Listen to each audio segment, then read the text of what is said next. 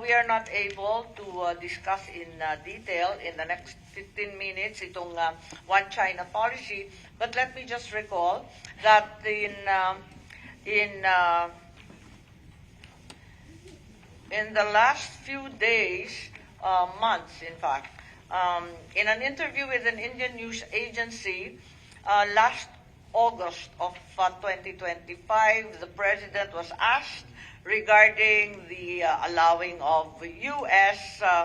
To use Philippine resources to defend Taiwan from China. He replied indirectly, to be very practical, if there is a confrontation between China and the U.S., there is no way the Philippines can stay out of it simply because of our physical geographic location. He then added, if you think about it, if there is an all-out war, then we will be drawn into it. I assure you with the greatest hesitation, but again, we will have to defend our territory and sovereignty. The remarks of our president angered Beijing, and the foreign ministry lodged a diplomatic protest, tama po ba yun? And accused the president of playing with fire.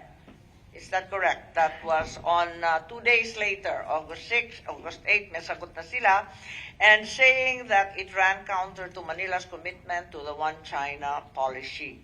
So, reiterating once again that, of course, the Taiwan question is an internal matter to be determined only by the Chinese people. The DFA issued a statement on the same date, I believe, saying that President Marcos reiterates the long-standing position on the importance of peace and stability, and he stressed that the conflict in Taiwan could have an impact in the Philippines, but that the Philippines upholds the One China policy, adopts a policy of non-interference in China's internal affairs. On the 11th of August, as a reaction to the DFA, President Marcos expressed, I don't know what they're talking about. Playing with fire, I was just stating facts. We will be dragged into it. War over Taiwan will drag the Philippines kicking and screaming. According to the President, the Philippines already has a plan to evacuate. So this is where we are. The One China policy, as we all know, has stood since 1975 through the joint communique involving my family because we were all there. In 1972, we're aware of the joint communique between the U.S. and China regarding Taiwan. Then the diplomatic relations between the U.S. and the PRC. Thereafter, we also are aware that in 1982, the U.S. reiterated the One China policy, but there have been statements that the double game has ensued. In February 2025, the U.S. State Department removed the statement in its website that Washington does not defend Taiwan's independence, does not support Taiwan independence. Di ba tinanggal yan at medyo matindi yung reaksyon, ano? So that was in February of 2025, first time. The deletion was welcomed by Taiwan, of course, but triggered strong rebukes in China. So yun lang, pinapaspasan ko lang, ano. So ang sinasabi ni Secretary Hegseth of U.S.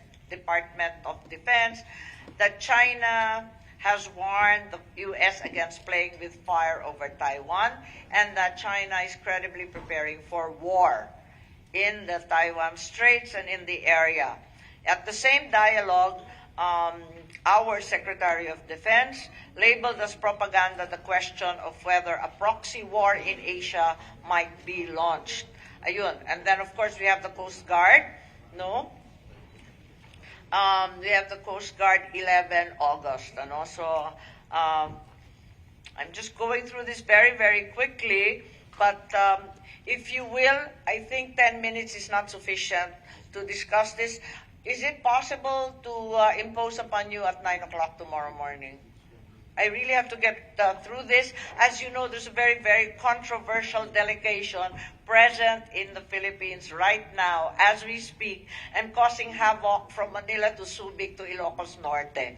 So I need to bring this up and inflict this discussion upon you. Kaya ba ninyo alas 9 bukas? Ah, kaya. Oo, kami ang walang kwarto. Pero bahala na. Meron na, Meron sabi na. ko sa iyo. Okay. Eh. Madam O, Chair. Tanyada Room. O yan, apropos of the subject. Madam